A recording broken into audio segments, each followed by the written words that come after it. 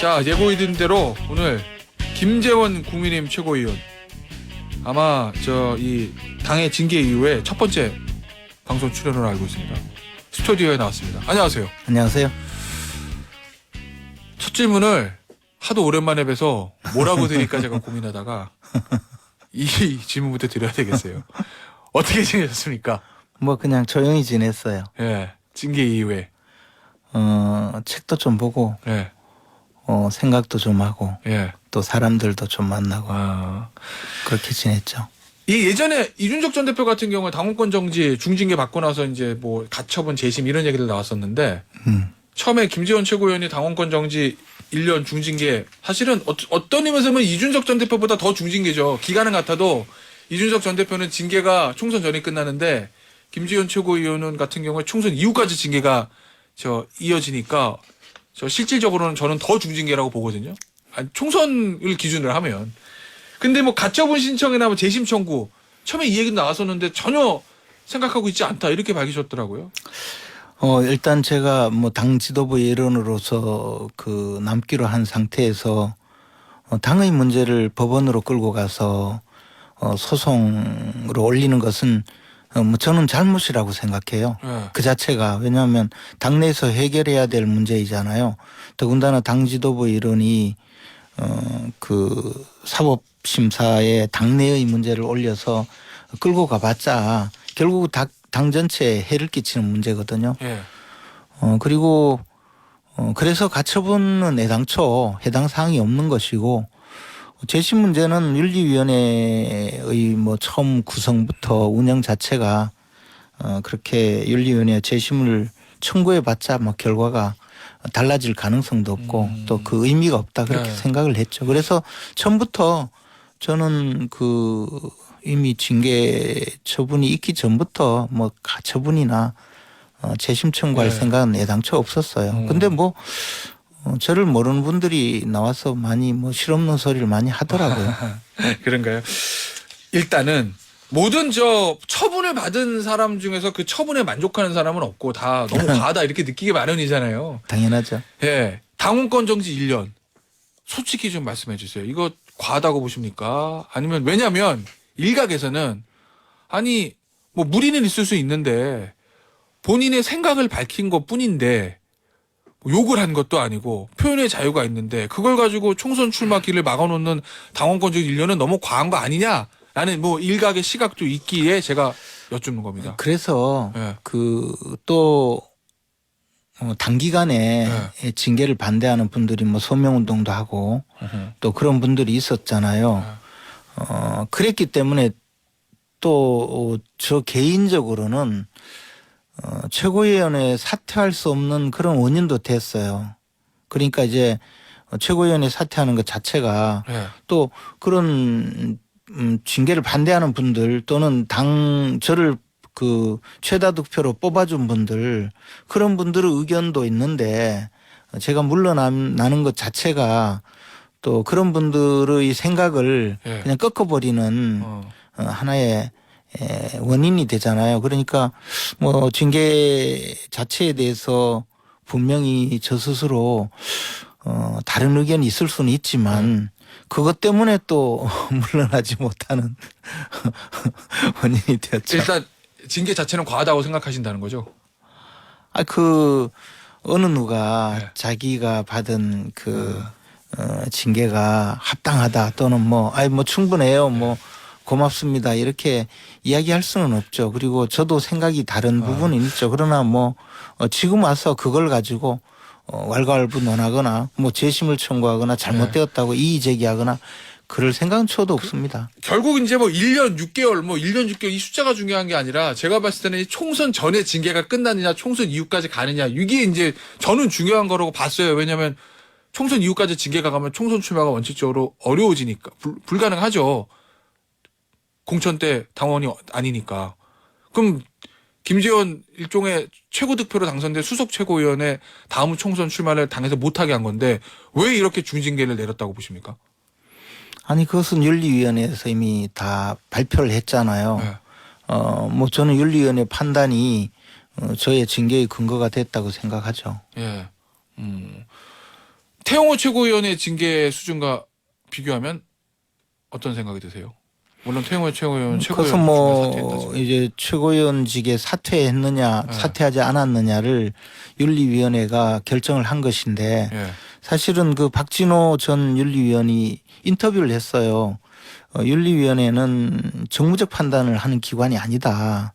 그런 주장을 하고 또 실제로 저도 그런 생각인데 그러나 뭐 이번 결정은 그런 판단을 한 것이 아닌가. 네. 그리고 또 윤리위원장 스스로가 그런 정부적 판단을 하겠다고 사전에 그렇게 얘기를 했죠. 이야기를 했죠. 그래서 뭐 그런 결정을 한 데 대해서 제 나름의 아쉬움이 있지만 제가 다시 말씀드렸지만 뭐 그걸 가지고 이의 제기를 하거나 재심을 청구하거나 가처분을 하거나 해서 당과 싸우고 싶은 생각은 없어요. 자, 그런데 일종의 판단인데 말씀하신 대로 황정근 윤리위원장이 자진 사퇴하면은 좀 감경할 수 있다는 취지의 얘기를 했고 그래서 그런지 몰라도 태용호 최고위원은 그날 오후에 사퇴를 했고 언론의 관측은 자 태용호 최고위원은 자진 사퇴를 했으니 징계가 좀 낮아질 거다.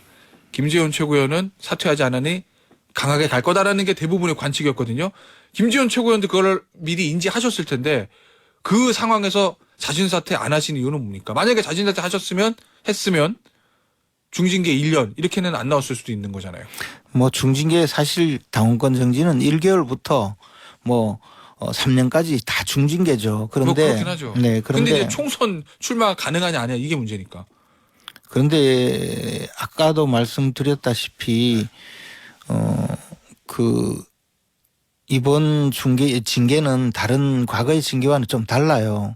그러니까 뭐 범죄 연루가 되었다든가 범죄가 연루가 되어서 뭐 그것을 또 무마하기 위해서 여러 가지 행동을 한다든가 그래서 당에 해를 끼쳤다든가 또는 당의 어떤 정당한 절차를 두고 소송을 제기해서 당에 심각한 피해를 준다든가 뭐 이런 상황으로 징계를 한 것이 아니고 말씀하신 대로 여러 가지 찬반 논란이 있는 문제에 대한 발언에 대한 징계잖아요. 그러다 보니까 저에 대해서 또 징계를 반대하는 분들도 있고 또 뭐 징계를 요구하는 분들도 있었고 그런 상황에서 저는 최다 득표를 한 그 최고위원이었거든요.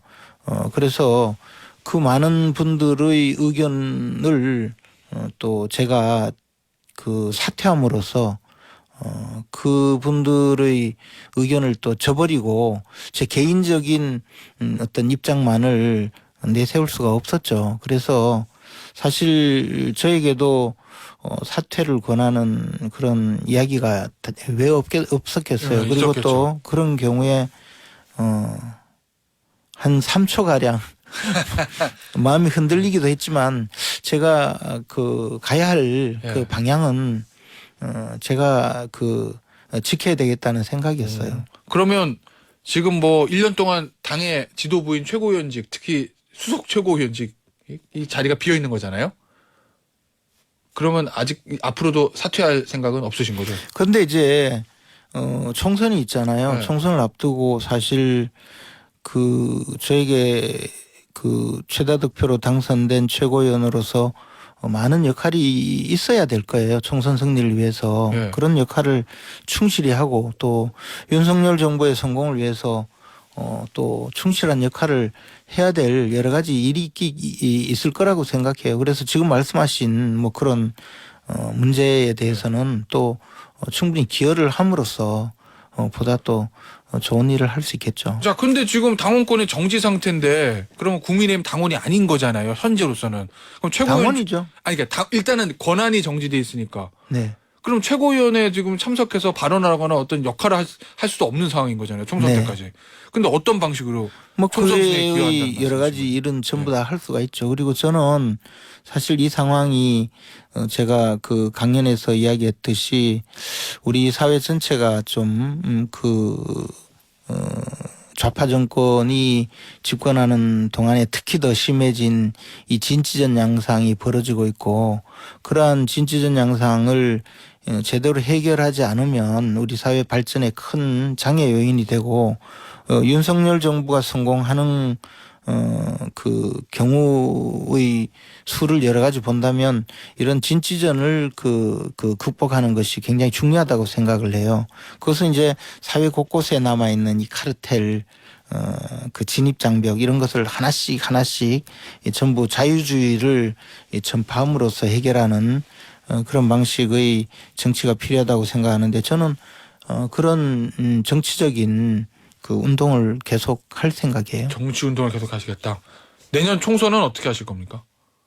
일단은 당에서 국민의힘에서 공천은 지금 상황에서 안 되는 거잖아요. 당원권 정지니까. 뭐 앞에서도 말씀드렸다시피 총선에서는 여러 가지 역할을 제가 해야 될 거라고 생각하고요. 물론 기회가 되어서 출마를 한다면 또 출마를 하겠지만 총선에서는 뭐 여러 가지 최다 득표로 당선된 최고위원으로서의 많은 역할이 있어야 할 것이고 또 있을 수 있다고 생각해요. 그 역할을 할 거예요. 혹시 탈당하고 무소속 출마하거나 뭐 일각에서는 정광훈 목사와 손을 잡고 신당을 만들 거다. 그 실없는 사람들이 그런 소리를 하죠. 그런데 뭐 저는 아무 관계가 없는 이야기예요. 그리고 그러면 예를 들면 탈당해서 무소속 출마하거나 정광훈 목사와 손을 잡고 신당을 만들 거다. 이건 전혀 낭설입니까? 신당 이야기하는 것 자체가 말도 안 되는 이야기고요. 또 무소속 출마니 뭐니 하는 이야기도 지금 현재 1년이나 남은 상황에서 그런 이야기를 함부로 하는 것은 굉장히 잘못된 이야기죠. 그리고 저는 우리 당에 지금 들어와서 활동한 지가 20년이 됐어요. 그동안에 무려 5번이나 공천에 탈락했거든요. 근데 제가 무소속으로 출마한 적은 없어요. 그런데 뭐 앞으로 뭔 일을 어떻게 알겠습니까? 그것을 미리 예단을 하고 무소속 출마니 뭐니 이야기하면서 이야기하는 것은 잘못된 일이죠. 그 얘기는 내가 지금은 당원권 정지 1년에서 총선 출마 원칙적 안 되지만 기다리다 보면 나에게 다시 한번 기회가 올 수 있다. 이런 취지로 생각을 가지고 계신 걸로 들리네요. 맞습니까? 제가 말씀드렸는데요. 자꾸 출마를 가지고 이야기하는 것보다 저는 총선 승리가 더 중요한 저의 역할이라고 생각을 해요. 그리고 그것이 최다 득표로 최고위원을 뽑아준 이 당원들의 뜻이라고 생각해요. 사실은 정광훈 목사에 대한 발언으로 징계가 좀 중징계가 나온 측면이 없지 않아 있는데 방금 전에 정광훈 목사와 신당에 대해서는 선을 그셨잖아요. 그럼 이제 정광훈 목사와의 어떤 관계들도 완전히 절연하시는 건가요? 원래 없었어요. 원래 없었습니까?